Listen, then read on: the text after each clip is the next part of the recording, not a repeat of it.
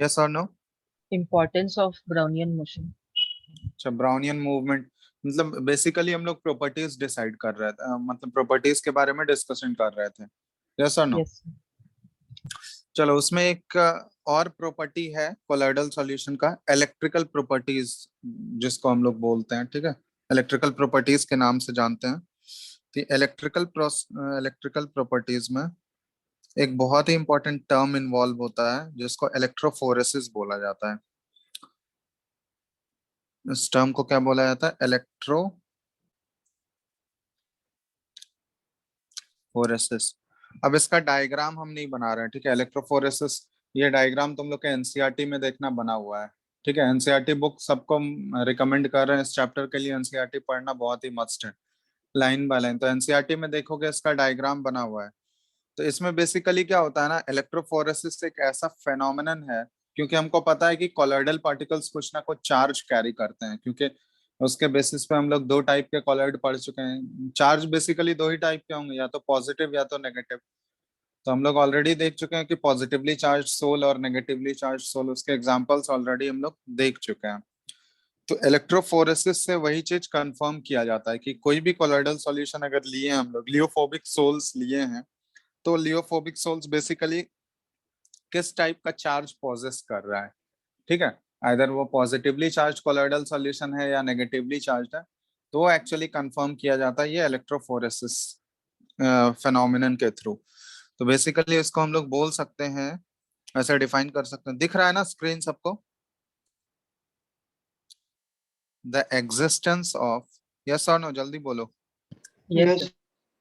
ठीक है, तो the existence of electric charge is shown by a phenomenon, और इसी phenomenon को बोला जाता है known as इलेक्ट्रोफोरेसिस। अब यहाँ पे देखो, इलेक्ट्रोफोरेसिस क्या है, हम लोग क्या कर रहे हैं, एक यू शेप्ड हम लोग ट्यूब लेते हैं। ठीक है, उसमें देखोगे एनसीईआरटी में ये उसका डायग्राम बना हुआ है। यू शेप्ड ट्यूब में हम लोग दो प्लेटिनम के इलेक्ट्रोड्स उसमें डिप कर देते हैं। ठीक है, एक कोलॉइडल सॉल्यूशन लेते हैं हम लोग यू शेप्ड ट्यूब में, और उसमें हम लोग प्लेटिनम के इलेक्ट्रोड्स डिप करते हैं। और जैसे ही इसको करंट से कनेक्ट करोगे, बैटरी से जैसे ही कनेक्ट करोगे, तो देखेंगे बैटरी से कनेक्ट करने पे क्या हुआ, वहां पोटेंशियल डिफरेंस अप्लाई हो गया दोनों इलेक्ट्रोड्स के बीच में। तो उसमें देखोगे क्या हुआ कि जैसे ही हम लोग उसको बैटरी से कनेक्ट किए, एक पोटेंशियल डिफरेंस जैसे ही डेवलप होगा वहां पे, तो हम लोग देखेंगे कि कोलॉइडल सॉल्यूशन के जो पार्टिकल्स है ना, वो मूव करना स्टार्ट कर देंगे, क्योंकि ऑब्वियसली हम दो डिफरेंट इलेक्ट्रोड्स लिए। एक हमारा पॉजिटिवली चार्ज इलेक्ट्रोड है जिसको हम लोग एनोड बोलते हैं, और दूसरा नेगेटिवली चार्ज जो कि कैथोड होता है। तो कोलॉइडल पार्टिकल्स जो कि चार्ज कैरी कर रहे हैं, तो उसमें देखोगे अपोजिट चार्जेस होते हैं, क्योंकि ऑलरेडी तुम लोग को बता चुके हैं। जैसे एक एक बनता है, बताए थे ना, एक फिक्स्ड लेयर बनता है और एक डिफ्यूज्ड लेयर बनता है। जैसे मान लो पेप्टाइजेशन प्रोसेस में जो हम लोग बताए थे, याद है? जैसे मान लो ये वाला केस अगर हम लोग ले लें, FeOH होल थ्राइस। ठीक है, ये प्रेसिपिटेट है, इसमें मान लो कुछ अमाउंट हम लोग FeCl3 पेप्टाइजिंग एजेंट अगर ऐड करते हैं, तो ये देखते हो ना, FeOH होल थ्राइस पे इसके सरफेस पे जाके कौन सा आयन एड्सॉर्ब हो जाएगा, बताओ तो? Fe3+। Fe3+ इसके सरफेस पे एड्सॉर्ब हो जाएगा, और बाकी जो दूसरा आयन बचा वो क्लोराइड आयन, ये इस फॉर्म में रहेगा। तो ये वाला तुम लोग को बताए थे लास्ट क्लास में, ये क्या होता है, ये डिफ्यूज्ड लेयर होता है। ये डिफ्यूज, सॉरी, ये डिफ्यूज नहीं, ये फिक्स्ड लेयर है ना, ये वाला जो है, लिखाए थे या नहीं लास्ट क्लास में? Yes sir। ये फिक्स्ड लेयर होता है, और ये वाला जो आयन है ये बनाता है डिफ्यूज्ड लेयर। तो ये दोनों चार्ज कैरी कर रहा है। ठीक है, तो हम लोग बोलेंगे कोलाइडल सॉल्यूशन पे तो पॉजिटिवली चार्ज है, लेकिन डिफ्यूज्ड लेयर में जो आयंस प्रेजेंट है उनके पास नेगेटिवली चार्ज होगा, क्योंकि यहाँ पे हमारा जो कोलाइडल सॉल्यूशन है ये पॉजिटिवली चार्ज है। अगर हमारा कोलाइडल सॉल्यूशन नेगेटिव चार्ज होता, तो डिफ्यूज्ड लेयर पे चार्ज क्या होता, पॉजिटिव चार्ज होता। ठीक है, तो इक्वल एंड अपोजिट चार्जेस होते हैं वहां पे, दोनों चार्जेस प्रेजेंट है। तो जैसे ही उसमें हम लोग पोटेंशियल डिफरेंस अप्लाई करेंगे, तो देखोगे कि ये आयंस का मूवमेंट स्टार्ट हो जाता है। और आयंस का मूवमेंट स्टार्ट होगा तो कोलाइडल पार्टिकल्स जो हैं, जो चार्ज कैरी कर रहे हैं, वो देखोगे अगर उस पर पॉजिटिव चार्ज है तो वो नेगेटिव मतलब कैथोड की तरफ मूव करेगा, और अगर कोलाइडल सॉल्यूशन पर नेगेटिव चार्ज होगा तो वो एनोड की तरफ मूव करेगा। ठीक है, तो उसके इलेक्ट्रिकल मूवमेंट से, मतलब वो किस इलेक्ट्रोड पे जाके डिस्चार्ज हो रहा है, उसके बेसिस पे हम लोग उस कोलोइडल सॉल्यूशन का जो है एक्चुअली में चार्ज हम लोग फाइंड आउट कर सकते हैं कि हमारा जो कोलोइडल सॉल्यूशन है उसके ऊपर चार्ज वो आइदर पॉजिटिवली चार्ज सॉल्यूशन है हमारा या फिर नेगेटिवली चार्ज है। तो इसके थ्रू ये प्रोसेस अप्लाई करके, इसी प्रोसेस को बोलते हैं हम लोग इलेक्ट्रोफोरेसिस। तो इसी प्रोसेस को अप्लाई करके एक्चुअली में एग्जिस्टेंस पता किया जाता है कि किस टाइप का चार्ज एक्चुअली में वो हमारे कोलोइडल सॉल्यूशन के ऊपर प्रेजेंट है। समझ आया बात?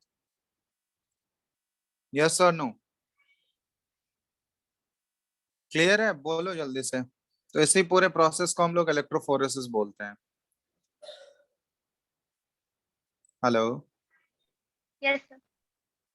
यहाँ पे एक दो लाइन लिख देते हैं इलेक्ट्रोफोरेसिस, अगर एक्सप्लेन करने बोला जाएगा ठीक है, डायग्राम के साथ तुम लोग बनाना, डायग्राम एनसीईआरटी में है, एक बार रेफरेंस के लिए देख लेना, ठीक है। तो यहाँ पे ये ऐसा एक दो लाइन लिख दे रहे हैं हम, व्हेन इलेक्ट्रिक पोटेंशियल, ठीक है, ये साथ में ही लिख लेना तुम लोग, is applied across two platinum electrodes, दो प्लैटिनम इलेक्ट्रोड डिप किए जाते हैं उसमें, dipped in the colloidal solution, ठीक है। द colloidal particles, जैसे ही इलेक्ट्रिक पोटेंशियल अप्लाई करेंगे हम लोग, तो colloidal particles जो है मूव टुवर्ड्स वन और the other electrode.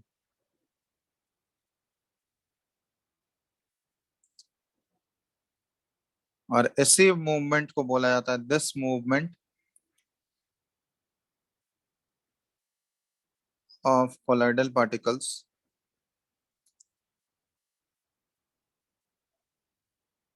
under an applied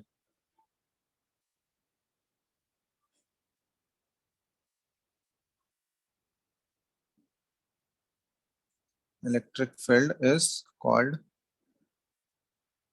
electrophoresis, ठीक है।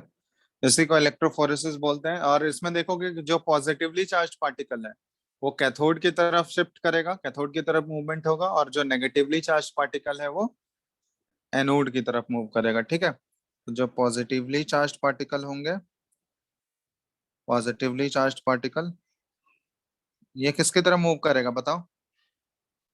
कैथोड की तरफ, ठीक है। और जो नेगेटिवली चार्ज पार्टिकल है, ये नेगेटिवली चार्ज पार्टिकल किसकी तरफ मूव करेंगे? ये एनोड की तरफ, ठीक है। तो ये है पूरा प्रोसेस इलेक्ट्रोफोरेसिस का।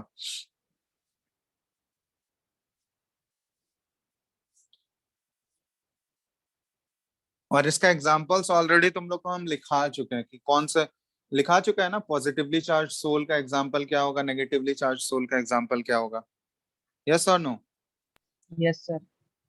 चलो, तो इसमें देखो इलेक्ट्रोफोरेसिस में हम लोग बेसिकली देख रहे हैं यहाँ पे ना कि सिर्फ डिस्पर्स्ड फेज के पार्टिकल्स मूव करते हैं, ठीक है। यहाँ पे जो मूवमेंट होता है मतलब रेस्पेक्टिव इलेक्ट्रोड्स पे जो मूवमेंट हो रहा है कैथोड या एनोड पे, तो यहाँ पे डिस्पर्सन मीडियम के पार्टिकल्स मूव नहीं कर रहे हैं, ठीक है। ये डिफरेंस होता है।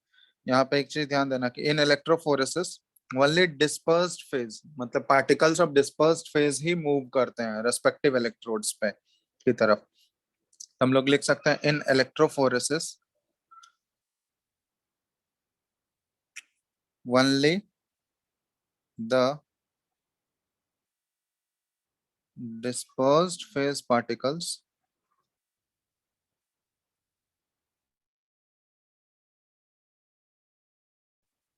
move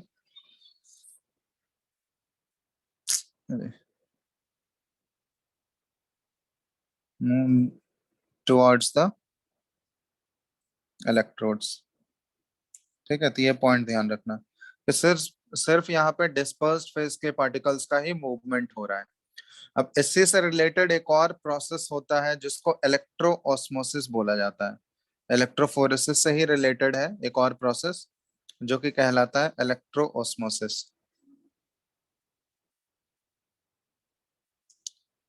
इलेक्ट्रो ऑस्मोसिस में हम लोग क्या करते हैं ना कि जैसे मान लो इसके लिए एक स्टेटमेंट लिख लो कि when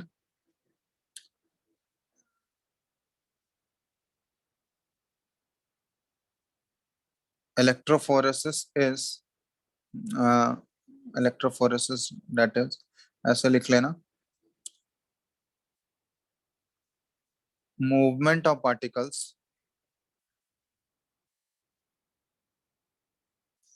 is prevented by some suitable means.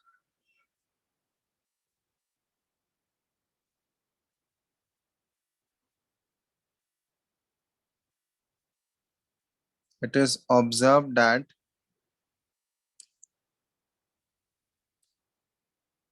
the dispersion medium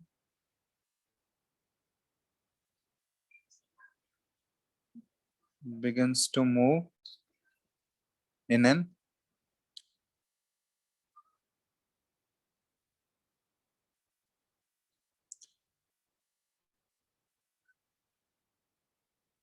electric field, and this phenomenon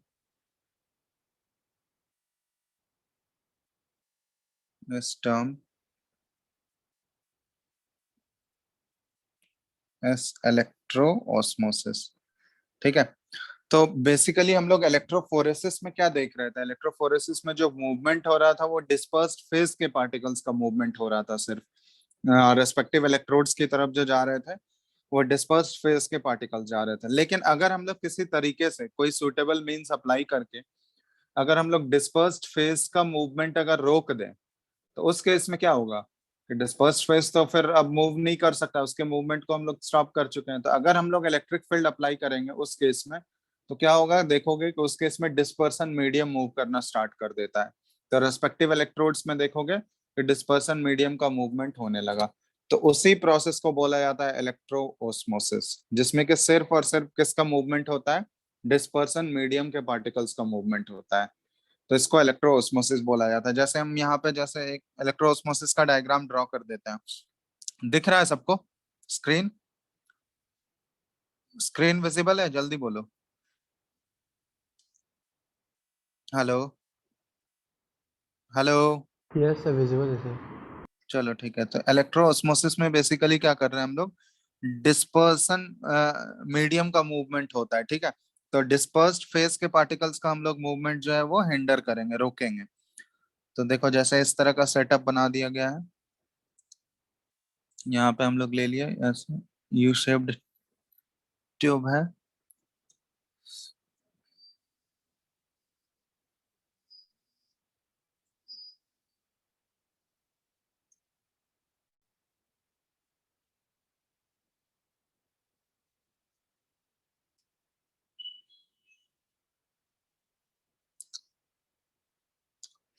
ठीक है, अब कैसे रोकना है डिस्पर्स्ड फेज के पार्टिकल्स का मूवमेंट, तो हम लोग यहाँ पे कोई सेमी परमेबल मेम्ब्रेन लगा देते हैं।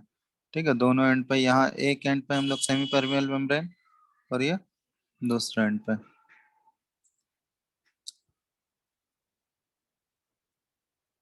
और इसमें हमारा कोलाइडल पार्टिकल है। ठीक है, इसमें हमारा कोलाइडल पार्टिकल्स है। सोल हम लोग ले लिए, कोलाइडल सॉल्यूशन इसमें हम लोग ले लिए। ठीक है, अब क्या किए, यहाँ पे देखो, यहाँ पे एक इलेक्ट्रोड यहाँ पे अप्लाई किया गया और दूसरा इलेक्ट्रोड यहाँ पे प्लेटिनम इलेक्ट्रोड लिया गया और इसको फिर देखोगे इधर कनेक्ट कर दिया गया। एक पॉजिटिव एंड से कनेक्ट किया गया और दूसरा ये देखोगे नेगेटिव एंड से। ठीक है, ये मान लो पॉजिटिवली चार्ज है हमारा और ये negative end of the battery से कनेक्ट कर दिया गया। तो इसमें बेसिकली जैसे हम लोग एक्वस सॉल्यूशन वाला कोलॉइड लिए हैं, ठीक है, तो इसमें मेनली जो है यहाँ पे ये वाटर आ गया हमारा, क्योंकि देखो वाटर है और इसके साथ डिस्पर्सन मीडियम और उसके कुछ आयंस अवेलेबल हैं इसमें। ठीक है, जैसे यहाँ वाटर ले ली। ठीक है, अब यहाँ पे देखना, ये हमारा क्या है, ये मेम्ब्रेन है। सेमी परमेबल मेम्ब्रेन या फिर एनिमल मेम्ब्रेन या फिर वेजिटेबल मेम्ब्रेन यूज कर सकते हैं, जैसे कि कोलॉइडल पार्टिकल्स जो है पास नहीं हो सकते हैं। एनिमल मेम्ब्रेन यूज कर लिए हम लोग। समझ आ रहा है बात? यहाँ देखो, अब डिस्पर्स्ड फेज के पार्टिकल्स इसमें मूव कर पाएंगे क्या? बोलो। ये डिस्पर्स जो कोलॉइडल पार्टिकल्स हैं, जो बेसिकली ये हमारा डिस्पर्स्ड फेज का पार्टिकल्स है, अब ये डिस्पर्स्ड फेज का पार्टिकल्स उस सेमी परमेबल मेम्ब्रेन से पास हो पाएगा? यस और नो बताना यहाँ पे खुद। वो जो एनिमल मेम्ब्रेन हम लोग यूज किए हैं उससे डिस्पर्स्ड फेज के पार्टिकल्स पास कर पाएंगे क्या? No, sir. नो। तो इसमें देखो, जैसे ही हम लोग पोटेंशियल डिफरेंस अप्लाई करेंगे, हम लोग क्या किए, देखो एक इलेक्ट्रोड इस एंड पे है और दूसरा इलेक्ट्रोड यहाँ पे है। तो इसमें अब डिस्पर्स्ड फेज के पार्टिकल्स, जैसे इलेक्ट्रोफोरेसिस में हो रहा था, वहां पे सिर्फ डिस्पर्स्ड फेज के पार्टिकल्स मूव कर रहे थे, क्योंकि उसको हम लोग ब्लॉक नहीं किए थे। यहाँ पे क्या किया गया, डिस्पर्स्ड फेज के पार्टिकल्स को ब्लॉक कर दिया गया। तो इसमें हम लोग देखते हैं, जैसे ही डिस्पर्स्ड फेज के पार्टिकल्स को हम लोग सुटेबल मीन्स अप्लाई करके, मतलब मेम्ब्रेन अप्लाई करके दोनों साइड अगर हम लोग उसको ब्लॉक कर दिए, तो उस केस में देखोगे वहां पे डिस्पर्सन मीडियम के पार्टिकल्स मूव करना, क्योंकि डिस्पर्सन मीडियम ऑब्वियसली इस मेम्ब्रेन से तो आसानी से पास करके इस साइड जा सकता है। ठीक है, तो डिस्पर्सन मीडियम के पार्टिकल्स उसमें देखोगे मूव करना स्टार्ट हो जाएंगे। रेस्पेक्टिव इलेक्ट्रोड्स पे देखोगे डिस्पर्सन मीडियम के पार्टिकल्स जो है वो रेस्पेक्टिव इलेक्ट्रोड्स की तरफ अट्रैक्ट होना स्टार्ट करेंगे। तो इसको बोला जाता है, ये पूरा प्रोसेस कहलाता है इलेक्ट्रो ऑस्मोसिस। ठीक है, इसमें हम लोग बोल सकते हैं कि ओनली डिस्पर्सन मीडियम मूव्स। तो इलेक्ट्रो ऑस्मोसिस में बेसिकली सिर्फ और सिर्फ मूवमेंट किसका हो रहा है? डिस्पर्सन मीडियम का।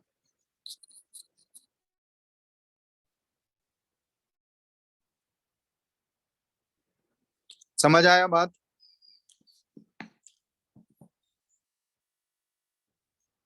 डिफरेंस क्लियर है ना इलेक्ट्रोफोरेसिस और इलेक्ट्रो ऑस्मोसिस में?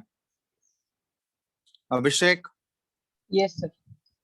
चलो, ये इलेक्ट्रो ऑस्मोसिस हो गया। ठीक है, तो ये एनसीईआरटी में देखोगे इसका डायग्राम नहीं है, इसलिए हम ये बना दे रहे हैं। ठीक है, लेकिन इलेक्ट्रोफोरेसिस का देखना, वो एनसीईआरटी में दिया गया है ना सबके पास एनसीईआरटी? Yes, sir. चलो, तो उसमें देख लेना। तो ये हमारा इलेक्ट्रो ऑस्मोसिस का हो गया पूरा प्रोसेस। तो ये इलेक्ट्रिकल प्रॉपर्टीज था, मतलब कोलॉइडल सॉल्यूशन के इलेक्ट्रिकल प्रॉपर्टीज को, मतलब उसके ऑब्वियसली इलेक्ट्रिकल प्रॉपर्टीज उसके चार्ज से रिलेटेड है। और हमको पता है कोलॉइडल पार्टिकल्स जो है वो आइदर पॉजिटिव चार्ज कैरी करते हैं या नेगेटिव चार्ज। तो मतलब किस टाइप का वो चार्ज कैरी कर रहा है, वो उसके वो एक फेनोमेनन यूज करके वो पता किया जाता है। तो उसी फेनोमेनन को हम लोग बोलते हैं इलेक्ट्रोफोरेसिस। और इलेक्ट्रोफोरेसिस का ही एक मॉडिफाइड फॉर्म है, जिसमें कि सिर्फ डिस्पर्सन मीडियम के पार्टिकल्स अगर मूव करेंगे तो उसको हम लोग इलेक्ट्रो ऑस्मोसिस बोलते हैं। ठीक है, तो ये दो प्रोसेस हो गए जो कि हम लोग यूज कर सकते हैं कोलॉइडल पार्टिकल्स के चार्ज को प्रेडिक्ट करने के लिए।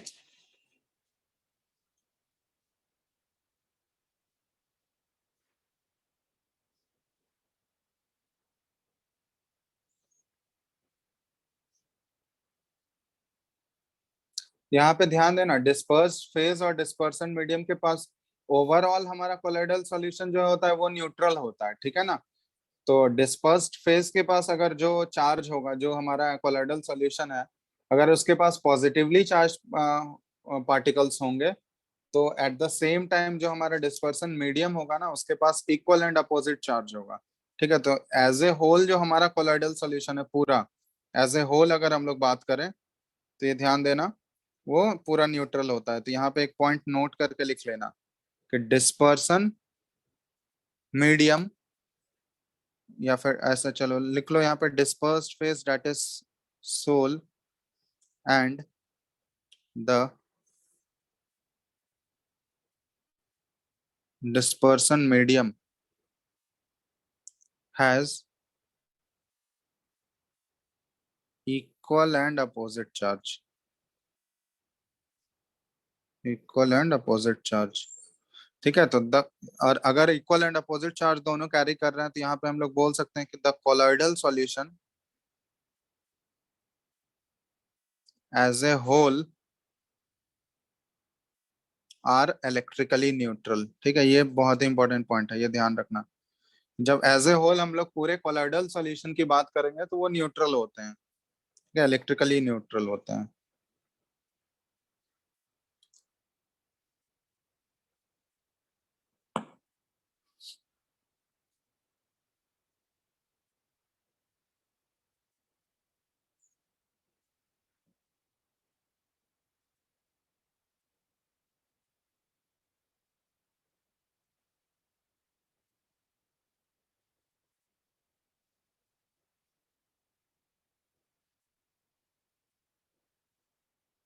ठीक है, लिख लिया इसको तुम लोग।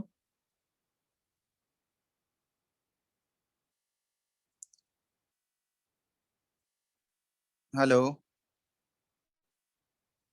Yes, sir. लिख लिख चुके हो? Yes, sir. Okay fine. चलो, तो ये हमारा हो गया इलेक्ट्रिकल प्रॉपर्टीज। अब इसी में देखोगे एक टर्म आता है जिसको हम लोग इलेक्ट्रोकाइनेटिक पोटेंशियल, ठीक है, एक छोटा सा टर्म है इलेक्ट्रोकाइनेटिक पोटेंशियल, या फिर जीटा पोटेंशियल बोला जाता है। तो इसका मतलब क्या हुआ, इलेक्ट्रोकाइनेटिक पोटेंशियल या फिर जीटा पोटेंशियल। तो ये उसी से रिलेटेड है। जैसे हम लोग देखो, जैसे ये हम कोलॉइडल सॉल्यूशन कोई ले लिए, AgI जैसे हमारा प्रेसिपिटेट है, ठीक है। अब इस प्रेसिपिटेट में अगर हम लोग जैसे मान लो AgNO3 इलेक्ट्रोलाइट ऐड कर दिए, ठीक है, इसको कोलॉइड में हमको बदलना है। तो AgNO3 जैसे ही ऐड करोगे तो देखोगे ये क्या, AgI के ऊपर देखोगे Ag प्लस के आयन क्या हो जाएंगे, एब्जॉर्ब हो जाएंगे उसके सरफेस पे, और ये NO3 का आयन यहाँ पे अलग हो जाएगा। तो ये हमारा हो गया, ये हो गया फिक्स्ड लेयर, ठीक है। और ये हो जाता है हमारा, ये हो गया डिफ्यूज्ड लेयर। तो यहाँ पे देखोगे ना, ये कुछ इस टाइप का अरेंजमेंट हो जाता है। जैसे AgI का ये मॉलिक्यूल है, अब इसके सरफेस पे Ag प्लस जो है उसके सरफेस पे जाके एड्सॉर्ब होंगे, ठीक है। तो Ag प्लस के आयंस देखोगे इसके सरफेस पे, Ag प्लस के आयंस ऐसे जाके एड्सॉर्ब हो जा रहे हैं, इसके सरफेस पे एड्सॉर्प्शन होगा यहाँ पे। तो देखोगे चारों तरफ से इसके सरफेस को ऐसे सराउंड कर ली, Ag प्लस के आयंस हो गए, तो ये एड्सॉर्प्शन हो गया। तो ये हो गया एक पहला वाला जो लेयर बनता है, ये हो गया फिक्स्ड लेयर। अब इसके बाद जो, इसके बाद दूसरा लेयर जो बनेगा वो कहलाता है डिफ्यूज्ड लेयर, क्योंकि Ag प्लस को जो है चारों बगल से सराउंड कौन करेगा बताओ? Ag प्लस जो है वहां पे NO3 माइनस भी है ना, तो NO3 minus obviously negatively charge है, तो वो Ag प्लस के सराउंडिंग में तो रहेगा ना, उसके कांटेक्ट में तो रहेगा ही। यस और नो? तो इस तरह से देखोगे NO3 आयंस जो है ये इस तरह से Ag प्लस की ये दूसरा वाला लेयर बना लेते हैं उसके अराउंड, प्रेसिपिटेट के अराउंड देखोगे NO3 माइनस का ये दूसरा लेयर इस तरह से बना हुआ है। दिख रहा है सबको ना?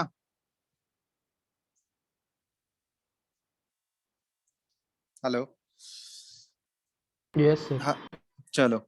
तो यहाँ पे देखो ये जो है ये कहलाता है पहला वाला जो लेयर है Ag प्लस वाला लेयर, ये कहलाता है फिक्स्ड लेयर, ये ऑलरेडी डिस्कस कर चुके हैं। और ये इसके बाद जो ये दूसरा लेयर जो उसके सराउंडिंग में बनता है ये कहलाता है डिफ्यूज्ड लेयर। तो यहाँ पे क्या है ना, फिक्स्ड लेयर और डिफ्यूज्ड लेयर ऑलरेडी तुम लोग को पता है कि दोनों पे इक्वल एंड अपोजिट चार्जेस होंगे। फिक्स्ड लेयर पे अगर मान लो पॉजिटिव चार्ज है तो ऑब्वियसली डिफ्यूज्ड लेयर में क्या होगा, नेगेटिव चार्ज होगा। तो अपोजिट चार्जेस के प्रेजेंस होने की वजह से, अपोजिट चार्जेस अगर कहीं भी प्रेजेंट होगा तो ऑब्वियसली उन दोनों के बीच में क्या होगा, एक पोटेंशियल डिफरेंस वहां पे जनरेट होता है, और उसी पोटेंशियल डिफरेंस को बोला जाता है इलेक्ट्रोकाइनेटिक पोटेंशियल या फिर जीटा पोटेंशियल, ठीक है। ये जो डबल दो टाइप का लेयर जो बन रहा है ना, यार डबल लेयर का फॉर्मेशन हो रहा है, इलेक्ट्रिकल डबल लेयर बन रहा है, यहाँ पे हम लोग बोलते हैं इलेक्ट्रिक डबल लेयर का फॉर्मेशन हो रहा है। एक जो है फिक्स्ड लेयर, उसके ऊपर यहाँ पे इस केस में हम लोग देख रहे हैं फिक्स्ड लेयर के ऊपर पॉजिटिवली चार्ज है, और जो डिफ्यूज लेयर आ रहा है उस पर नेगेटिवली चार्ज है। तो इस टाइप का इलेक्ट्रिकल डबल लेयर टाइप का कुछ बन रहा है, तो इसको बोला जाता है हेल्महोल्ट्ज इलेक्ट्रिक डबल लेयर। क्योंकि हेल्महोल्ट्ज जो है ये साइंटिस्ट का नेम था जो कि बेसिकली इसके बारे में एक्सप्लेन किया था, तो इसको हेल्महोल्ट्ज इलेक्ट्रिक डबल लेयर बोला जाता है।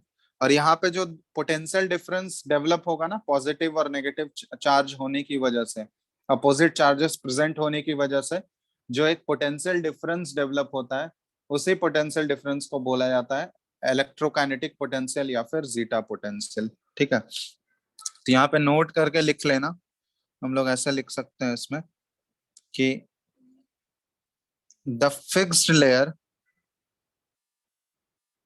The fixed layer of ion is firmly attached, या फिक्स्ड लेयर नहीं, ये फर्स्ट लेयर है। ठीक है, the first layer of ion is firmly attached and is termed as fixed layer, and the second layer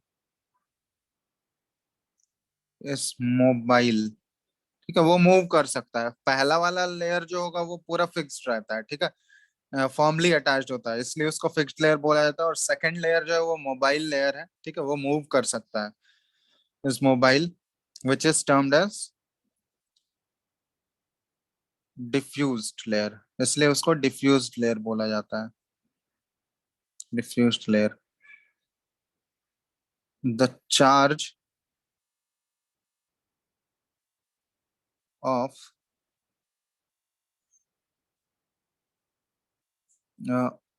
opposite, ठीक है, the charge of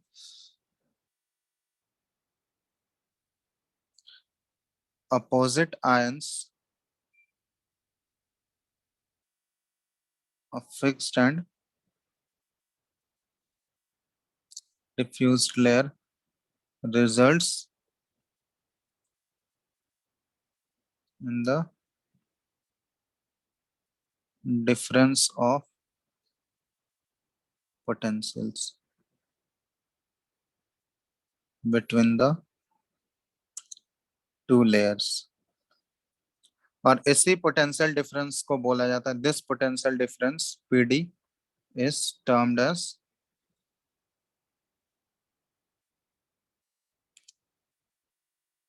electrokinetic या फिर जीटा पोटेंशियल।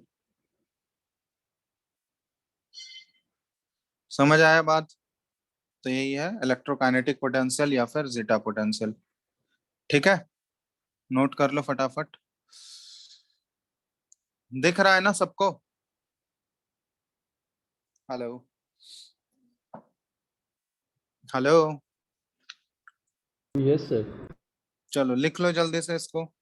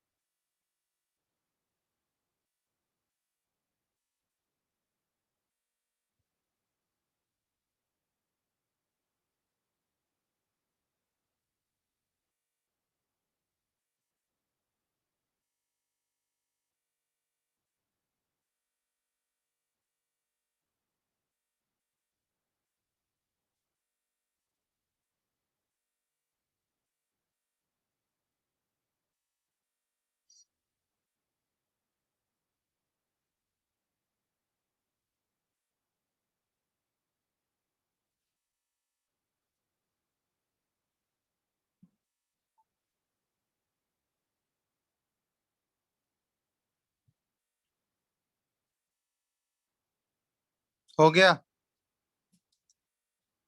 कंप्लीटेड?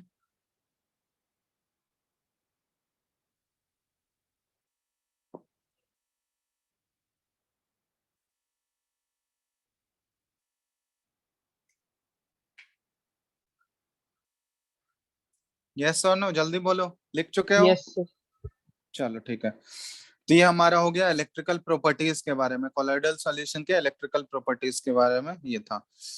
ठीक है, अब इसमें जो नेक्स्ट पार्ट हमारा बच गया है, ये होता है नेक्स्ट टॉपिक जो है, ये है कोगुलेशन के बारे में। कोगुलेशन, या फिर इसको देखोगे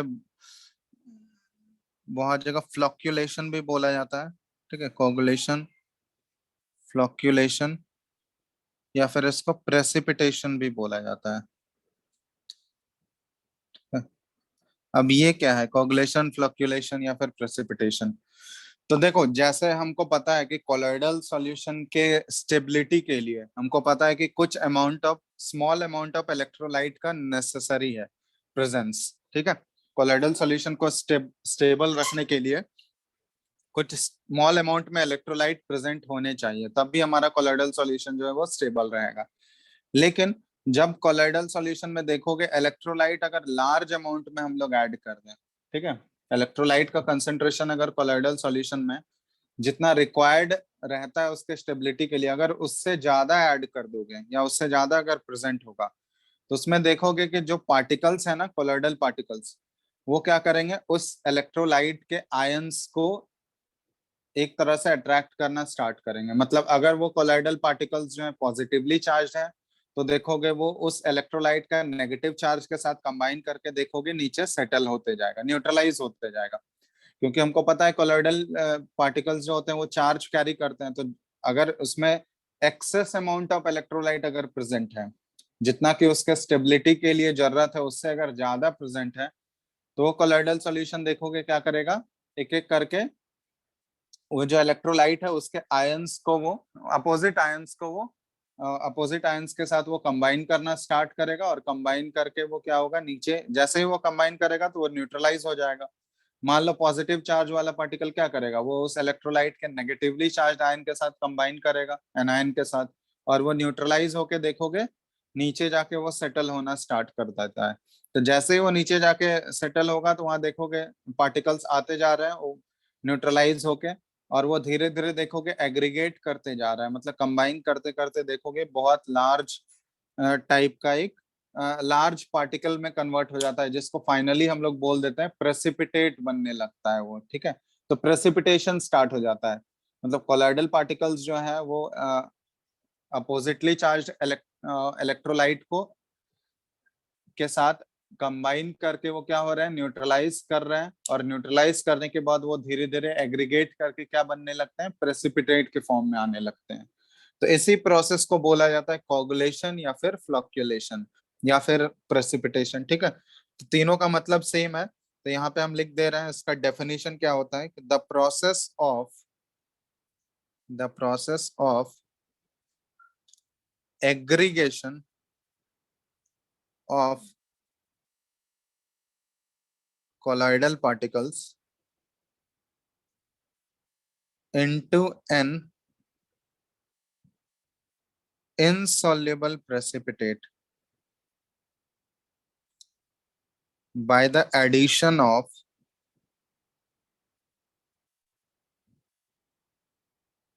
some suitable electrolyte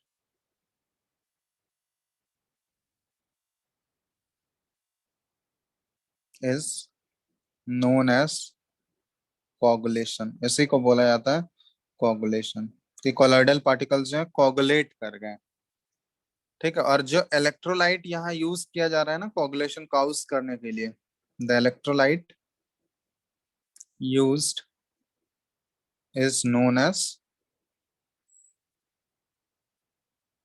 coagulating agent. और जो इलेक्ट्रोलाइट कोगुलेशन कॉज कर रहा है उसको कोगुलेटिंग एजेंट बोला जाता है, ठीक है। अब फ्लॉक्यूलेशन क्या है, तो फ्लॉक्यूलेशन जस्ट ये कोगुलेशन की तरह है, लेकिन हम लोग यहाँ पे क्या बोलते हैं, at lower concentration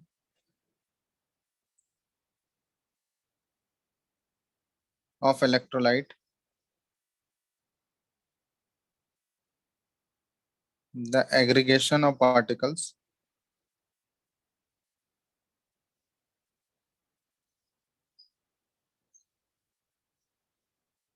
is called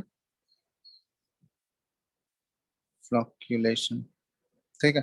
अगर ये एग्रीगेशन जो है कोलोइडल सॉल्यूशन का एग्रीगेशन जो है प्रेसिपिटेट के फॉर्म में जो कन्वर्जन है, अगर वो लोअर कंसेंट्रेशन, मतलब जो इलेक्ट्रोलाइट यूज किया अगर उसका कम ही कंसेंट्रेशन पे वो अगर प्रेसिपिटेशन कॉज कर दे रहा है, तो उसको बोला जाता है फ्लॉक्यूलेशन, ठीक है।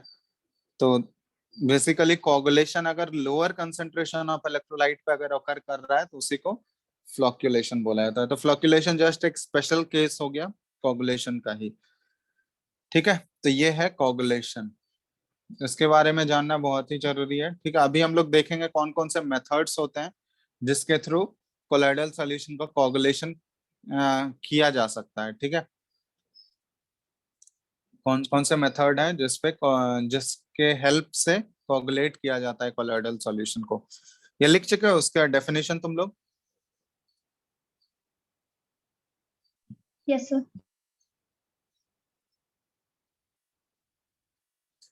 ठीक है, अब देखो हमको पता है कि लियोफोबिक सोल्स जो होते हैं, लियोफोबिक सोल्स के स्टेबिलिटी के लिए चार्ज वहां पे प्रेजेंट होना जरूरी है। चार्ज बोलने का मतलब कि स्मॉल अमाउंट ऑफ इलेक्ट्रोलाइट का प्रेजेंस होना जरूरी है।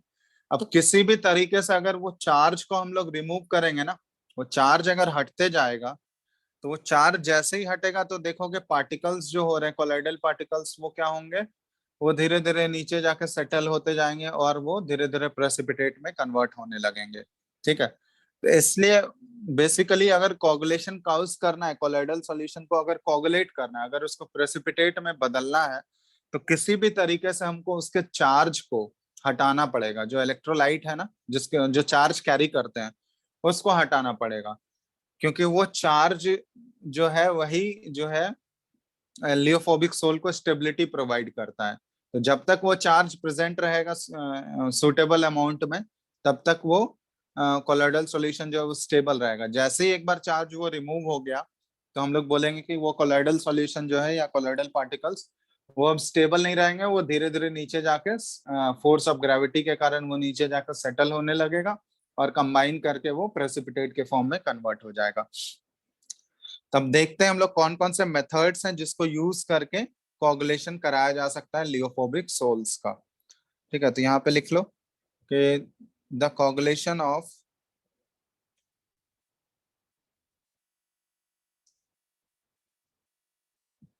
लियोफोबिक sols can be carried out by following methods. ठीक है, कौन कौन से मेथड्स यूज किया जाता है, ये इंपॉर्टेंट है। ठीक है, पूछा जाता है कौन कौन से मेथड्स को यूज करके कोगुलेशन कॉज करते हैं। तो सबसे पहला होता है by mutual precipitation. By mutual precipitation. Mutual precipitation का मतलब क्या हुआ कि अगर दो अपोजिटली चार्ज सोल को, ठीक है, जैसे मान लो एक हमारा कोई कोलॉइडल सॉल्यूशन है, वो पॉजिटिव चार्ज है, पॉजिटिवली चार्ज सोल है, और दूसरा अगर हम नेगेटिवली चार्ज सोल है, अगर उन दोनों को हम लोग मिक्स कर देंगे, एक पॉजिटिव चार्ज और एक दूसरा नेगेटिव चार्ज, अगर उन दोनों का हम लोग इक्वल मोलैरिटी लेके इक्विमोलर ले लिए, ठीक है, दोनों का एक दोनों सॉल्यूशन का कोलॉइडल सॉल्यूशन का इक्विमोलर अगर हम लोग सॉल्यूशन ले लिए और इक्विमोलर सॉल्यूशन अगर मिक्स कर दोगे, तो उसमें देखोगे क्या हो गया, दोनों एक दूसरे के चार्ज को क्या करेंगे, न्यूट्रलाइज कर देंगे, और जैसे ही एक बार वो न्यूट्रलाइज होगा तो वो धीरे धीरे नीचे जाके सेटल करेगा और कोगुलेट हो जाएगा। समझ रहे हो? तो म्यूचुअल प्रेसिपिटेशन में क्या हुआ कि दो अपोजिटली चार्ज सोल को हम लोग मिक्स कर दिए, एक पॉजिटिवली चार्ज सोल है, दूसरा नेगेटिवली चार्ज सोल, और दोनों का इक्वल मोलैरिटी यूज कर रहे हैं हम लोग। तो जैसे ही मिक्स करोगे वो दोनों एक दूसरे को न्यूट्रलाइज करेगा और वो प्रेसिपिटेट में कन्वर्ट हो जाएगा। तो पहला तो तरीका ये है म्यूचुअल प्रेसिपिटेशन। ठीक है, सेकंड मेथड होता है बाय इलेक्ट्रोफोरेसिस, क्योंकि इलेक्ट्रोफोरेसिस में भी हम लोग देख रहे थे वही चीज हो रहा था। इलेक्ट्रोफोरेसिस में क्या हो रहा था ये बताओ। कि जो कोलॉइडल पार्टिकल्स हैं, हम लोग देख रहे थे ना, कोलॉइडल पार्टिकल्स में जो डिस्पर्स फेस के पार्टिकल्स जो चार्ज कैरी कर रहे हैं, तो वो देखोगे अगर वो पॉजिटिवली चार्ज पार्टिकल है तो वो नेगेटिव पे जाके, नेगेटिव मतलब वो कैथोड पे जाके डिस्चार्ज होगा, और अगर वो नेगेटिवली चार्ज सोल है तो वो देखोगे एनोड पे जाके डिस्चार्ज होगा। तो जैसे ही वो कैथोड या एनोड की तरफ जाके डिस्चार्ज होगा, तो डिस्चार्ज होने का मतलब क्या हुआ कि वो वहां पे डिपॉजिट होते जा रहा है ना, वो अपना चार्ज लूज करता है। ऑलरेडी हम लोग इलेक्ट्रोलाइसिस में पढ़ चुके हैं ना, कैथोड या एनोड पे जब भी ऑक्सीडेशन या रिडक्शन होता है, तो जो चार्ज पार्टिकल्स जो आयंस मूव करते हैं कैथोड या एनोड की तरफ, तो आयंस मूव करने के बाद क्या होते हैं, वो न्यूट्रलाइज ही तो होते हैं फर्दर। समझ रहे हो? Yes, sir. ये तो पढ़ चुके हैं ना हम लोग इलेक्ट्रोलाइसिस में। प्रोडक्ट ऑफ इलेक्ट्रोलाइसिस जब हम लोग प्रेडिक्ट करते हैं तो उसमें आयंस जो मूव कर रहे हैं, कैटायंस देखोगे किसकी तरफ मूव कर रहा है, कैथोड की तरफ मूव करेगा, और एनायंस जो है वो एनोड की तरफ मूव करेगा, और वो वहां जाके क्या हो जाते हैं, डिस्चार्ज हो जाते हैं। डिस्चार्ज होते होने का मतलब क्या हुआ कि वो अपने न्यूट्रल कंपाउंड में कन्वर्ट हो जाते हैं। ठीक है, वो चार्ज को लूज करके वहां पे क्या करते हैं, वो न्यूट्रल कंपाउंड में कन्वर्ट हो जाते हैं। तो उसी तरह यहाँ पे इलेक्ट्रोफोरेसिस में भी क्या हो रहा है कि जो कोलॉइडल पार्टिकल्स हैं वो इलेक्ट्रिक करंट के प्रेजेंस में या इलेक्ट्रिक पोटेंशियल के प्रेजेंस में क्या होगा, वो मूवमेंट स्टार्ट हो जाएगा कोलॉइडल पार्टिकल्स का रेस्पेक्टिव इलेक्ट्रोड्स की तरफ, और वो वहां जाकर डिस्चार्ज हो जाएंगे। डिस्चार्ज होंगे मतलब वो अपने चार्ज को शेड कर देते हैं, और जैसे ही एक बार वो चार्ज को शेड करेगा, न्यूट्रल होगा, उसके बाद देखोगे वो धीरे धीरे जाके नीचे डिपॉजिट होते जाएगा, और डिपॉजिट होके वो एग्रीगेट करने लगेंगे, और एग्रीगेट करके वो क्या बन जाएगा, एक प्रेसिपिटेट के फॉर्म में आ जाएंगे। क्योंकि एक बार जैसे ही वो चार्ज लूज करेगा, तो चार्ज लूज करने के बाद वो कोलाइडल सॉल्यूशन का स्टेबिलिटी जो होता है ना, वो बहुत ही कम हो जाता है, और कोलाइडल सॉल्यूशन एक बार अनस्टेबल हो गया तो वो देखोगे नीचे जाके प्रेसिपिटेट बनना स्टार्ट हो जाएगा। तो दूसरा प्रोसेस हो गया इलेक्ट्रोफोरेसिस। तीसरा होता है बाय बॉइलिंग। बॉइलिंग करके भी कोगुलेशन कॉज किया जाता है।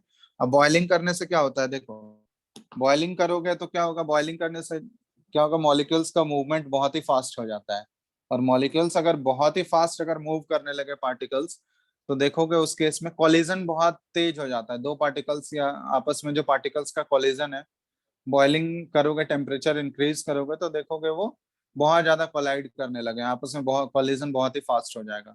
और जैसे ही कोलाइड वो करने स्टार्ट करते हैं ना, एक बार अगर कॉलिजन फास्ट हो गया, तो जो भी वो चार्ज कैरी कर रहे होते हैं ना, तो देखोगे वो कोलाइड करने के साथ वो चार्ज क्या करते हैं, धीरे धीरे लूज करने लगते हैं। जो भी चार्ज वो कैरी कर रहे हैं, तो बहुत हाई कॉलिजन की वजह से क्या होता है, वो चार्ज लूज करना स्टार्ट कर देते हैं। जो पार्टिकल्स जो चार्ज कैरी कर रहे हैं, उस पार्टिकल्स का चार्ज देखोगे वो धीरे धीरे कम होते जा रहा है, मतलब लूज करते जा रहे हैं वो चार्ज। और एक बार जैसे ही लूज करेगा वो बहुत ही कम होते जाएगा धीरे धीरे, तो धीरे धीरे कम होते होते वो क्या होगा, न्यूट्रल हो जाएगा, और उसके बाद वो नीचे जाके एग्रीगेट होना स्टार्ट हो जाएगा। तो उसके बाद वो क्या होगा, प्रेसिपिटेट बन जाएगा। बात समझ आए? बाय बॉइलिंग करके भी हम लोग कोगुलेशन कॉज कर सकते हैं। यस और नो? हेलो?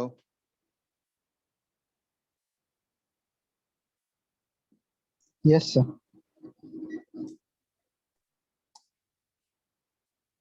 चलो, तो ये हो गया हमारा, बाय बॉइलिंग हो गया। इसके बाद नेक्स्ट यूज करते हैं हम लोग by persistent dialysis. Next method जो है ये परसिस्टेंट डायलिसिस है। डायलिसिस ऑलरेडी हम लोग पढ़ चुके हैं। डायलिसिस क्या होता है कि कोलोइडल सॉल्यूशन को के प्यूरिफिकेशन के लिए यूज किया जाता है, डायलिसिस प्रोसेस। तो प्यूरिफिकेशन बेसिकली क्या होता है कि जो डिजॉल्व्ड इलेक्ट्रोलाइट होता है ना, उसमें जो एक्सेस अमाउंट में, बहुत ज्यादा अमाउंट में अगर वो प्रेजेंट है, तो उसी को रिमूव करना होता है। तो अगर परसिस्टेंट डायलिसिस करते रहोगे, डायलिसिस प्रोसेस को बहुत बार रिपीट करते रहोगे, तो रिपीट करने के साथ क्या होगा कि जो इलेक्ट्रोलाइट उस कोलाइडल सॉल्यूशन में प्रेजेंट है, वो देखोगे बहुत ही कम होते जाएगा। क्योंकि हमको पता है कि इलेक्ट्रोलाइट का थोड़ा बहुत अमाउंट तो चाहिए होता है ना उसको स्टेबल रखने के लिए, लियोफोबिक सोल को स्टेबल करने के लिए स्मॉल अमाउंट में इलेक्ट्रोलाइट का प्रेजेंस जरूरी है। लेकिन अगर परसिस्टेंट डायलिसिस करोगे, बहुत बार अगर डायलिसिस प्रोसेस को रिपीट कर दोगे, तो देखोगे जितना रिक्वायर्ड अमाउंट चाहिए भी इलेक्ट्रोलाइट का, वो भी क्या होगा, उस डायलिसिस प्रोसेस के थ्रू निकलते जाएगा बाहर। तब जैसे ही एक बार इलेक्ट्रोलाइट बहुत ही कम हो गया, तो देखोगे जैसे इलेक्ट्रोलाइट का अमाउंट बहुत ज्यादा अगर रिड्यूस हो जाएगा, पूरा अगर हट गया, तो उसके बाद देखोगे लियोफोबिक सोल क्या हो गया, वो अनस्टेबल होने लगेगा। और अनस्टेबल होगा तो वो देखोगे धीरे धीरे नीचे जाके सेटल होगा, और फिर एग्रीगेट करके वो प्रेसिपिटेट बना लेंगे। समझ आया? यस और नो? Yes, sir. चलो, तो ये हो गया परसिस्टेंट डायलिसिस। अब इसके बाद नेक्स्ट जो है ये है by addition of electrolytes. Electrolyte के एडिशन से भी हम लोग कोagulation कॉज कर सकते हैं। ये ऑलरेडी बता भी चुके हैं, डिस्कस कर चुके हैं कि इलेक्ट्रोलाइट अगर एक्सेस अमाउंट में प्रेजेंट होगा तो कोलॉइडल पार्टिकल्स क्या करेंगे, वो प्रेसिपिटेट बनने लगेंगे। ठीक है, यहाँ पे देखो हम लिख दे रहे हैं इसमें कि presence of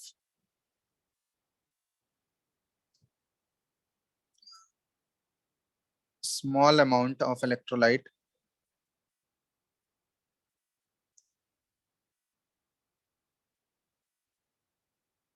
is necessary for the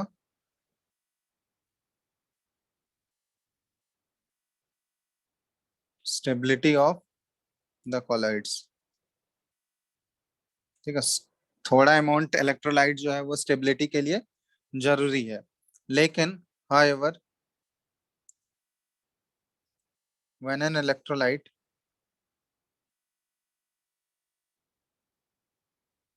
is added in larger concentration, तो देखोगे उस केस में क्या हुआ, the particles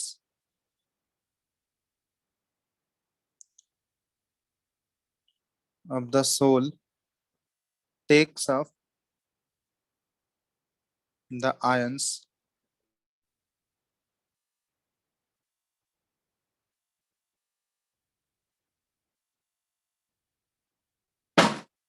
which are oppositely charged, ठीक है, and thus gets neutralized। और वो अपोजिट चार्ज आयन को एक्सेप्ट करके क्या होगा, धीरे धीरे न्यूट्रलाइज होना स्टार्ट कर जाएगा, न्यूट्रलाइज। और इसके बाद क्या होता है कि जो न्यूट्रल स्पीसीज आएंगे, the neutral species then starts aggregating, ठीक है, starts aggregating giving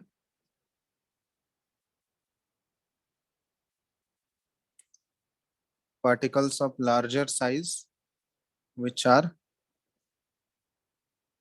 finally precipitated, जो कि फाइनली प्रेसिपिटेट के फॉर्म में आ जाएगा। ठीक है, तो ये पूरा प्रोसेस है कि एडिशन ऑफ इलेक्ट्रोलाइट करके एक्सेस अमाउंट में इलेक्ट्रोलाइट अगर ऐड कर दोगे तो देखेंगे हम लोग कि वो बेसिकली जो है प्रेसिपिटेशन कॉज करने लगेगा। ठीक है, अब यहाँ पे एक रूल आता है, हार्डीज क्लूज रूल हम लोग पढ़ते हैं। बेसिकली यहाँ पे ये देखा गया, ये लिख चुके हो तुम लोग, ये पूरा मेथड्स, कौन कौन से मेथड को यूज करके कोगुलेशन कॉज किया जाता है।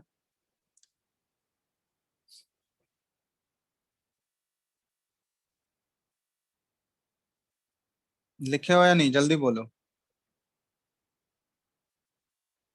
हेलो हेलो, इसको लिख चुके हो?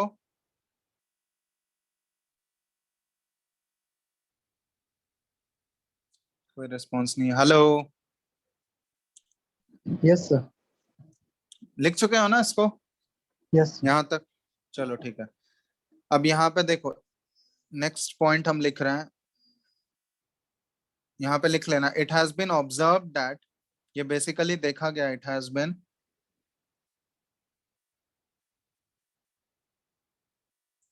Observe that generally the greater the valency, ठीक है, the greater the valency of the flocculating ion, ठीक है, जो कोगुलेटिंग आयन हम लोग ऐड कर रहे हैं उसका वैलेंसी जितना ज्यादा होगा, देखोगे उसका पावर जो है ना कोगुलेशन कॉज करने का, वो उतना ही ज्यादा होता है। The greater is its power to cause precipitation, ठीक है, उतना ही ज्यादा उसका पावर होता है कि वो प्रेसिपिटेशन कॉज करेगा। और इसी को बोला जाता है, this is known as Hardy Schulze rule, ठीक है, इसी को बोला जाता है हार्डी स्क्लूज रूल के नाम से।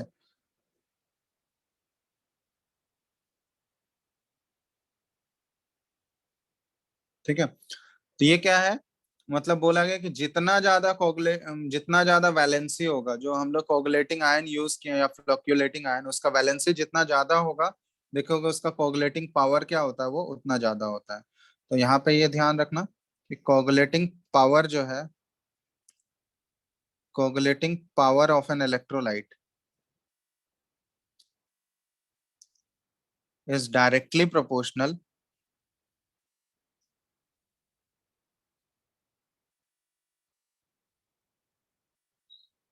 to the fourth power of the valency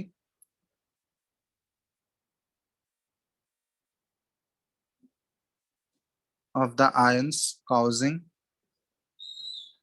coagulation।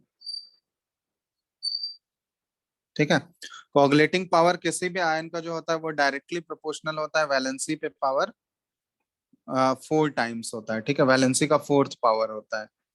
ये है बेसिकली हार्डीज क्लूज रूल। और यहाँ पे एक और चीज, एक और पॉइंट नोट करके लिखना कि the ions carrying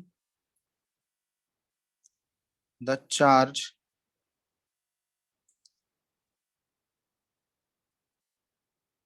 the ions carrying the charge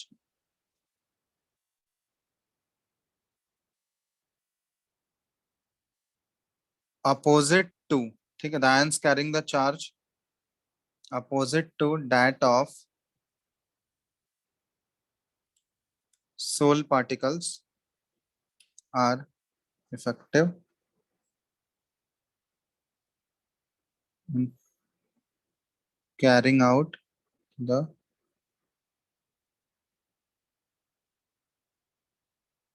coagulation of the soul। ठीक है, तो मतलब अगर मान लो हम लोग पॉजिटिवली चार्ज सोल का कैलकुलेशन कराना चाहते हैं हम लोग, तो देखोगे वहां पे ज्यादा इफेक्टिव कौन सा आयन होगा, नेगेटिवली चार्ज आयन। क्योंकि ऑब्वियसली पॉजिटिव चार्ज को न्यूट्रलाइज करने के लिए हमको क्या चाहिए होगा, oppositely charge ion, negative charge का जरूरत होगा।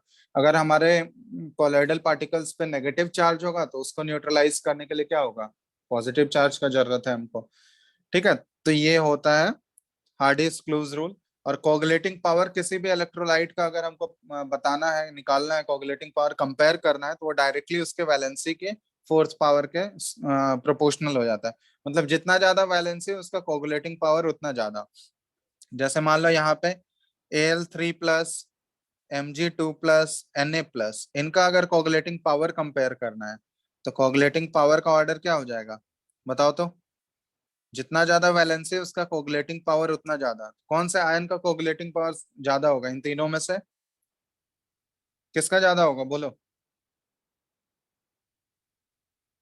विवेक, इन तीनों में से कौन से आयन का कोगुलेटिंग पावर ज्यादा होगा।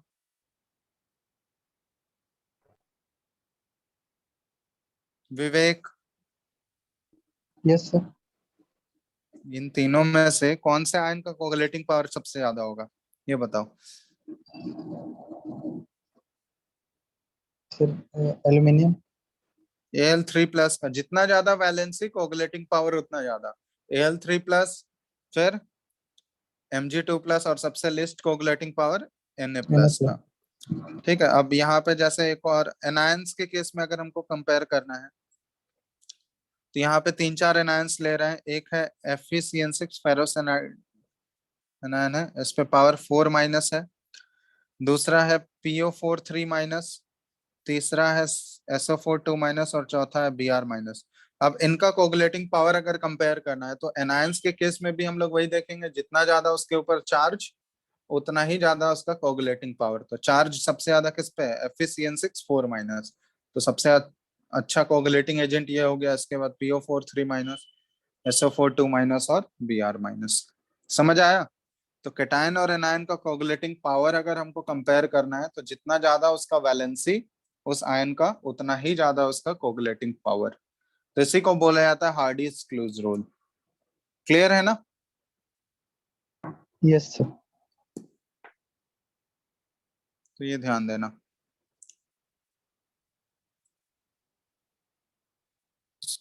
तो अगर हमको नेगेटिवली चार्ज सोल का कोगुलेशन काउज करना है, तो हमको आयन जो यूज करना होगा कोगुलेटिंग आयन, वो पॉजिटिवली चार्ज आयन लेना होगा।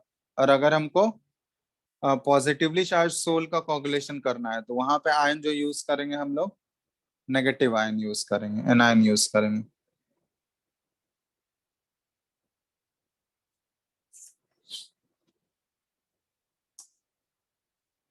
अब यहाँ पे एक आ, ये एक टर्म आता है, यहाँ पे ये लिख लेना कि the minimum concentration of an electrolyte in millimoles per liter. The minimum concentration of an electrolyte in millimoles per liter required to cause coagulation, required to cause coagulation या precipitation बोल रहे हैं हम लोग, coagulation of 1 liter, ठीक है, 1 liter of colloidal solution, ठीक है, 1 liter of colloidal solution, इसको बोला जाता है is known as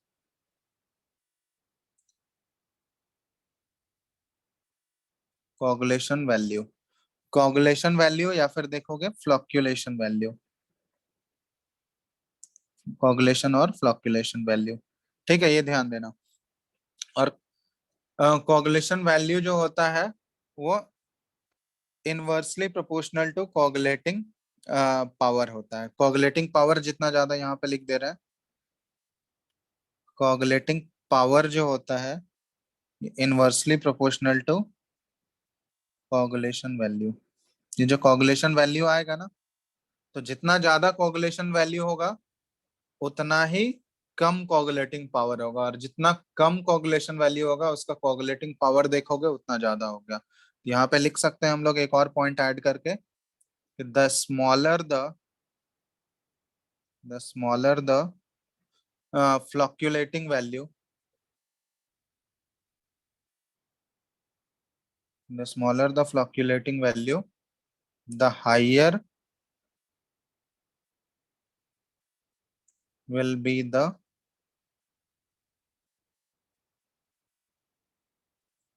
coagulating power of an ion। तो जितना कम फ्लक्चुएटिंग वैल्यू होगा या कोगुलेटिंग वैल्यू होगा उसका देखोगे कोगुलेटिंग पावर जो है उतना ही ज्यादा होता है, ठीक है।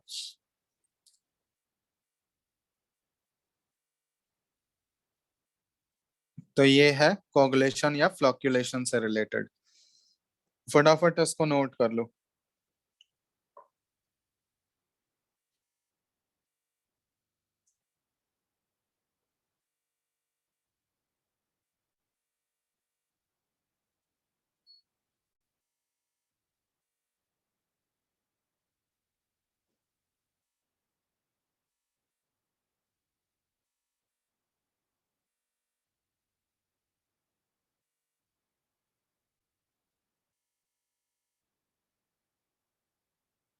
लिख लिया इसको पूरा? हेलो,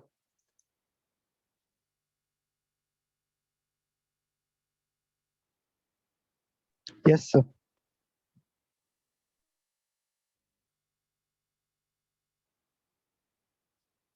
चलो ठीक है। अब इसमें एक और छोटा सा चीज है, प्रोटेक्शन ऑफ कॉलॉइड्स, ठीक है। नेक्स्ट लिखो प्रोटेक्शन ऑफ कॉलॉइड्स।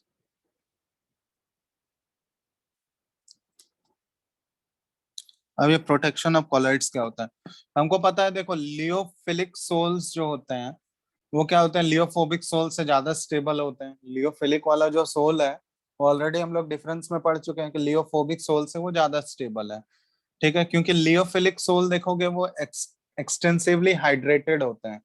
ये हाइड्रेटेड बोलने का मतलब क्या हुआ कि वाटर मॉलिक्यूल्स उसको चारों तरफ से क्या होते हैं, या जो भी सॉल्वेंट का मॉलिक्यूल्स है उसको चारों तरफ से क्या होता है, सराउंड किया हुआ रहता है, वो उससे प्रोटेक्टेड रहते हैं, ठीक है। लियोफिलिक जो पार्टिकल्स हैं, कोलोइडल पार्टिकल्स होंगे, वो चारों तरफ से सॉल्वेंट से सराउंडेड होते हैं, जिसकी वजह से वो प्रोटेक्टेड फॉर्म में रहते हैं। लेकिन लियोफोबिक सोल्स जो होंगे वो हाइड्रेटेड नहीं होते, बहुत ही कम उसका हाइड्रेशन होता है। तो इनफैक्ट यहाँ पे क्या होता है ना, बेसिकली प्रोटेक्शन ऑफ कॉलॉइड्स में हम लोग बोलते हैं कि कुछ लियोफिलिक कॉलॉइड्स जो होते हैं उनके पास एक यूनिक प्रॉपर्टी होता है कि वो लियोफोबिक कॉलॉइड्स को प्रोटेक्ट करते हैं। ठीक है, तो हम लोग यहाँ पे लिख सकते हैं कि lyophilic colloids have a unique property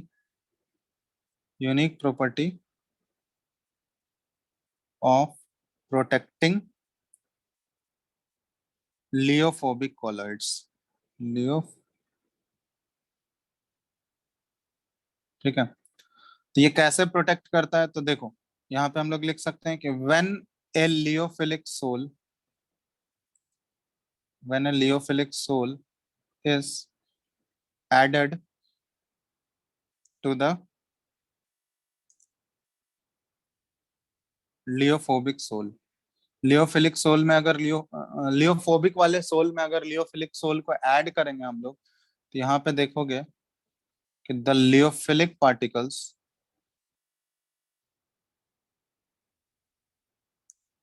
form a layer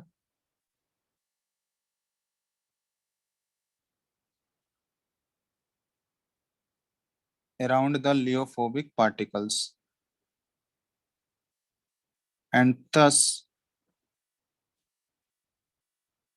protect the latter। latter मतलब क्या हुआ कि लियोफोबिक को ये प्रोटेक्ट कर रहा है फ्रॉम इलेक्ट्रोलाइट्स, इलेक्ट्रोलाइट से प्रोटेक्ट कर रहा है, मतलब एक्सेस ऑफ इलेक्ट्रोलाइट से प्रोटेक्ट कर रहा है। क्योंकि हमको पता है कि एक्सेस ऑफ इलेक्ट्रोलाइट अगर प्रेजेंट होगा तो वो लियोफोबिक सोल जो है या लियोफोबिक कॉलॉइड्स जो है वो क्या हो सकते हैं, प्रेसिपिटेट कर सकते हैं, अनस्टेबल होके वो उसका प्रेसिपिटेशन हो सकता है। ठीक है, तो इसलिए वो उससे प्रोटेक्ट कर रहा है। अब यहाँ पे जो हम लोग यूज किए हुए हैं लियोफिलिक colloids used for this purpose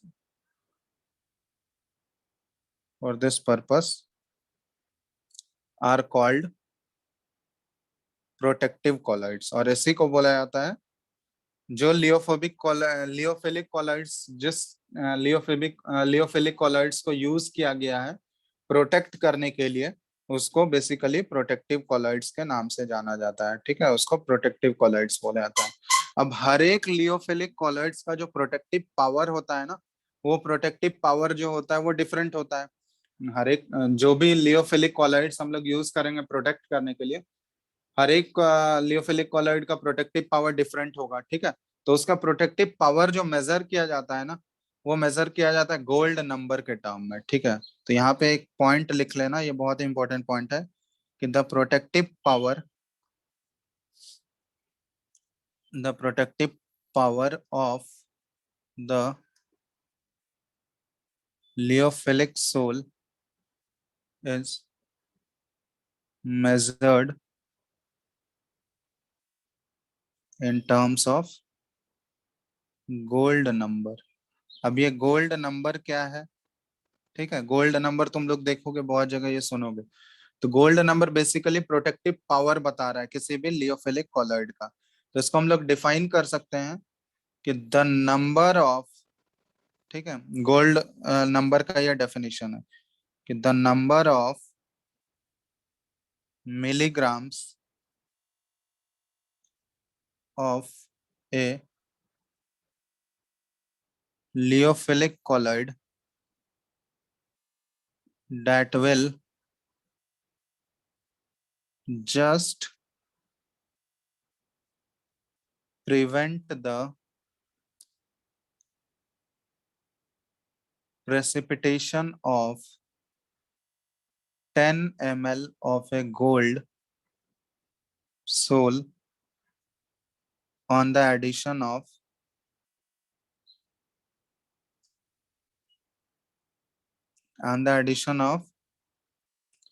1 ml of 10% NaCl solution। ठीक है, ये is known as gold number, ये गोल्ड नंबर का डेफिनेशन है कि गोल्ड वाला जो कॉलॉइड है, हमको पता है वो लियोफोबिक कॉलॉइड होता है गोल्ड। अब लियोफोबिक कॉलॉइड को, उस गोल्ड सोल को हमको प्रोटेक्ट करना है, तो उसको प्रोटेक्ट करने के लिए कितना milligram of lyophilic colloid use किया गया है, ठीक है, that will just prevent the precipitation of 10 ml of gold, ये सॉरी 10 ml ऑफ, ये है गोल्ड,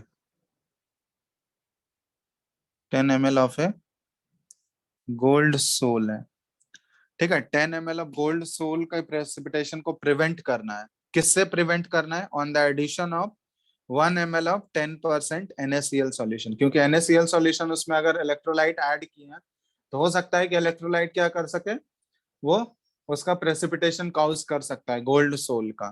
तो इसलिए हमको कितना मिलीग्राम लियोफिलिक कॉलॉइड का ऐड करना पड़ेगा, कि मिनिमम कितना ऐड करना पड़ेगा ताकि वो उसके प्रेसिपिटेशन को, गोल्ड सोल के प्रेसिपिटेशन को वो रोक सके।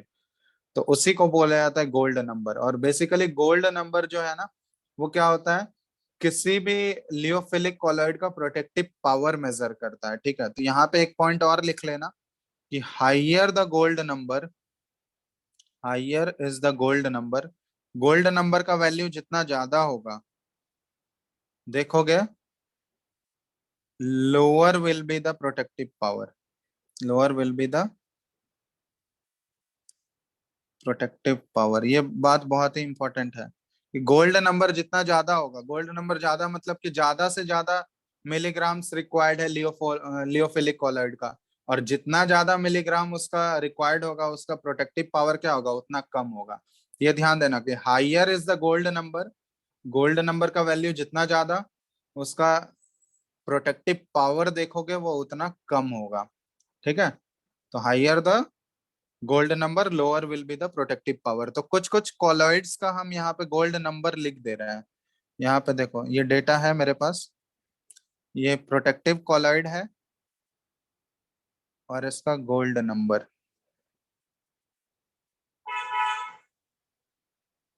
तो सबसे पहले है मेरे पास जिलेटिन, जिलेटिन का गोल्ड नंबर होता है, ये देखो 0.005 से 0.01। तो ये देखो गोल्ड नंबर बहुत ही कम है, मतलब बहुत ही अच्छा ये प्रोटेक्टिव पावर। नेक्स्ट है गम अरेबिक, गम अरेबिक का देखोगे ये 0.15 है। फिर ये है नॉर्मल हेमोग्लोबिन,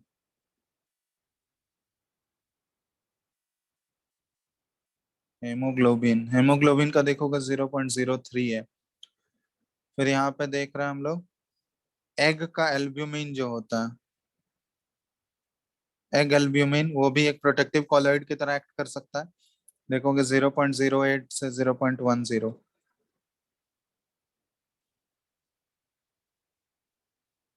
फिर नेक्स्ट है स्टार्च, स्टार्च का देखोगे 25 से 50। तो ये बहुत ही ज्यादा हाई है, ठीक है। तो जितना ज्यादा गोल्ड नंबर होगा उसका प्रोटेक्टिव पावर उतना कम होते जाएगा, ठीक है।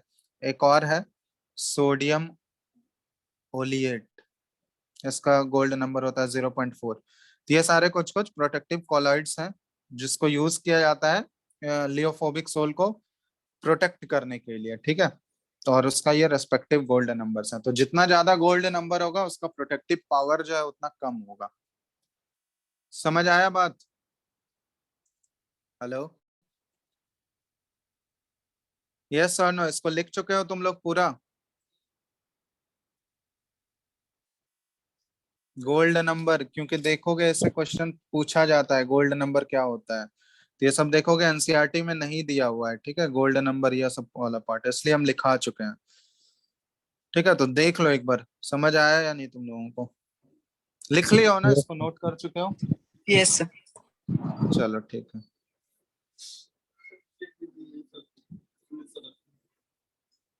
ठीक है, तो ये हो गया हमारा कॉलॉइड्स के बारे में। तो कॉलॉइड्स का ये प्रोटेक्शन भी हम लोग देख लिए। अब इसमें ये चैप्टर खत्म ही हो गया है, तुम लोग को बस एक लास्ट पार्ट तुम लोग के लिए छोड़ दे रहे हैं, वो एक बार पढ़ लेना एनसीईआरटी से तुम लोग, इमल्शन वाला पार्ट।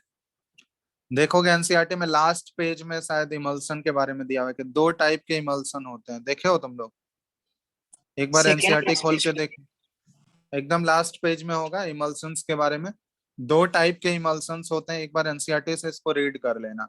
एक ऑयल इन वाटर टाइप होता है, और इन सब का एग्जाम्पल ही ध्यान रखना है। ऑयल इन वाटर टाइप, जिसको देखोगे O/W दिया हुआ है, देखे हो, इस तरह से होता है।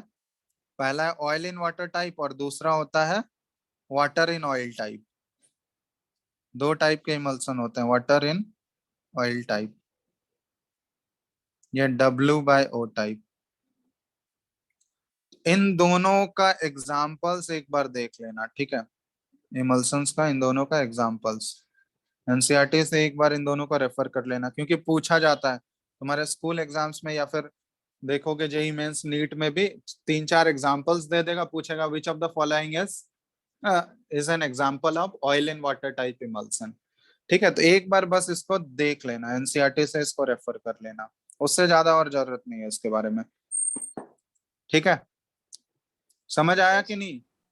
एक बार प्लीज इसको रेफर कर लेना है एनसीईआरटी से, क्योंकि इमल्सन के बारे में ऑलरेडी, इमल्सन क्या एक टाइप ऑफ कॉलॉइड ही है, हम लोग ऑलरेडी पढ़ चुके हैं इसके बारे में। ये क्या है? हेट्रोजीनियस मिक्सचर ऑफ इममिसिबल लिक्विड्स, इसको बोलते हैं हम लोग इममिसिबल, ठीक है, लिक्विड। कि 2 लिक्विड अगर आपस में मिक्स नहीं हो रहे हैं, ठीक है, तो उसको बोला जाता है इममिसिबल। तो वो बनाएंगे क्या? इमल्सन्स बनाएंगे। तो इमल्सन के बेसिकली 2 टाइप्स होते हैं, एक ऑयल इन वाटर टाइप, दूसरा वाटर इन ऑयल टाइप। तो इसके एग्जांपल्स एक बार एनसीईआरटी से रेफर कर लेना तुम लोग।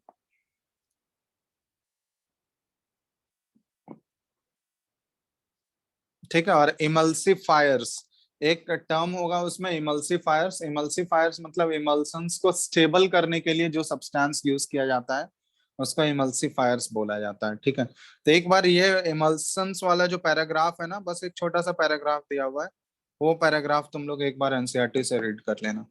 उसके बाद ये चैप्टर हम लोग का खत्म हो चुका है। ठीक है, उसके बाद देखोगे एप्लीकेशन वाला पार्ट है, तो एप्लीकेशन वाला पार्ट एक बार रीडिंग दे देना। ठीक है, और उसके अलावा जो भी थ्योरी है वो सारा चीज हम लोग कवर कर चुके हैं। यस देख लो एक बार, सारा नोट कर लिया हो ना तुम लोग? लिख चुके हो सारा? अभिषेक? Yes sir. चलो, तो एक बार एनसीईआरटी से रीड कर लेना। मेरे एंड से ये टॉपिक खत्म हो चुका है। ठीक है, क्वेश्चंस एक बार एनसीईआरटी तुम लोग रीड करो, और नोट्स जो लिखा है ये एक बार रीड करो अच्छे से। क्वेश्चंस तुम लोग करो, क्वेश्चंस अटेम्प्ट लो। ठीक है, थ्योरी पढ़ोगे, क्वेश्चंस बनाओगे, आराम से वो क्वेश्चंस होते जाएगा। ठीक है, थ्योरेटिकल क्वेश्चंस ही है, कोई न्यूमेरिकल तो है नहीं इसमें। और न्यूमेरिकल 1-2 टाइप का देखोगे कहीं कहीं मिलता है। ठीक है, तो वो क्वेश्चंस पहले तुम लोग डिस्कस, ये क्वेश्चंस पहले अटेम्प्ट कर लो इसका। ठीक है, इससे जो भी न्यूमेरिकल्स 1-2 टाइप का न्यूमेरिकल्स फ्रेम किया जा सकता है, ऐसा नहीं है कि न्यूमेरिकल नहीं आएगा, बिल्कुल 1-2 टाइप का न्यूमेरिकल फ्रेम करते हैं इस चैप्टर से। तो ठीक है, हम लोग न्यूमेरिकल्स इसका डिस्कस कर लेंगे जब भी डिस्कशन क्लास इसका लगेगा। तो अब कब क्लास लगा हुआ है तुम लोग का? बोलो तो। सैटरडे को कैसा है? सैटरडे को, ठीक है, तो सैटरडे तक इनफ टाइम है तुम लोग के पास अभी। तब तक ये चैप्टर पूरा तुम लोग क्वेश्चंस डिस्कस कर लो, ये क्वेश्चंस एक बार अटेम्प्ट ले लो पूरा। ठीक है, प्रीवियस ईयर का भी क्वेश्चंस अटेम्प्ट ले लेना। उसके बाद हम लोग डिस्कशन क्लास उस दिन सैटरडे को रख लेंगे, और एक दो टाइप के न्यूमेरिकल्स जो फ्रेम हो सकते हैं इससे, वो हम लोग डिस्कस करेंगे अगले क्लास में। ठीक है, yes sir, thank you sir. Thank चलो यू। थैंक यू चलो, सर। ठीक, ठीक है, थैंक यू।